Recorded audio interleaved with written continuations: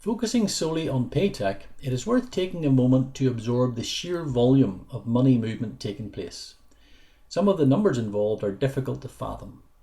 The combined mobile payments from Alipay and another player WeChat, who collectively have 80% of the market share in China, weighs in at a whopping $41 trillion US. In what follows, I am expressing everything in US dollars for convenience. Now, as I said, these figures represent money movement, so there may be a lot of double counting. For instance, perhaps someone in China had sent $50 to a friend using a digital wallet, and that friend subsequently spent that $50 in an online shop, paying the merchant from their digital wallet. Then that $50 will appear as $100 in this total. So the $41 trillion captures the overall transaction total, where the same money may appear more than once, hence the staggering grand total. However, I use it here primarily to compare and contrast with the Paytech level of activity taking place in the United States, China's main rival for economic top spot. Now, in order to transform these long strings of zeros into something a little more digestible, I'm going to use the figure of $15 billion as representing the Northern Ireland block grant. Essentially the money allocated to the Northern Ireland Executive by central UK government to run public services in this country each year. Hopefully there isn't any double counting in this figure. In any case, what we can see is that if instead of $15 billion, Rishi Sunak was to give us the figure of $41 trillion, we could run Northern Ireland's public services for the next 2,700 years. On the other hand, the $200 billion of mobile payments taking place in the United States in 2018 would run the country for a mere 13 years. There is a staggering 200 times more money movement by Paytech in China than in the United States, and that really does hopefully put things in perspective.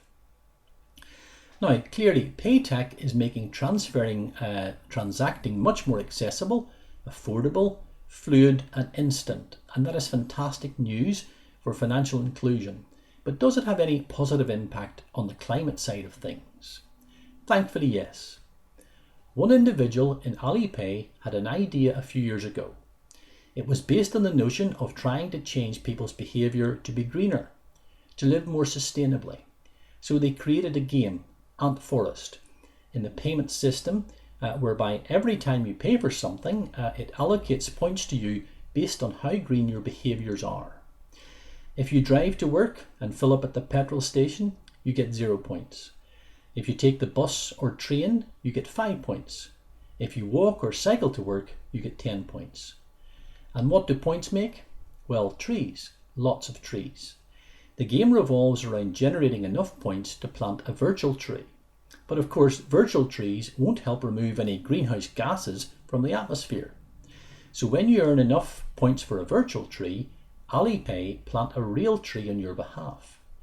There are in excess of 500 million people playing this game, and to date Alipay has planted well over 100 million trees across sparsely populated areas of northwest China. To date they have covered more than 1,200 square kilometres, roughly the size of County Armagh, which by all accounts could reduce China's carbon footprint by 5%. It would appear that from Fintech acorns, many green trees grow. One idea from one person working for a financial company has resulted in 120 million trees planted to date. What might your big idea be? That is one of the most inspiring things about Fintech. Your ideas will count as much as anyone else's. Money will continue to make the world go round, but you will determine how. You will have the say in who gets access to investor money and what is done with it. The colour of money will still be green, not though by the colour of the notes, because there won't be any notes, but by the colour of what it is used to achieve. Corporate giants such as Microsoft, and others to be fair, but I have chosen to mention Microsoft because they are being very open about their intentions, and also they were a key player in building the technology foundations that much of modern day personal computing, data science and communications are built on.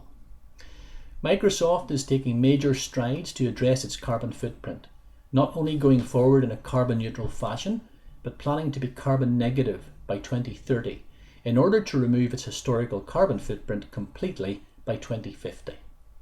Now, companies that are brave enough to take these steps deserve to get financial investment from your generation, and will get it at the expense of other companies who choose not to make such commitments.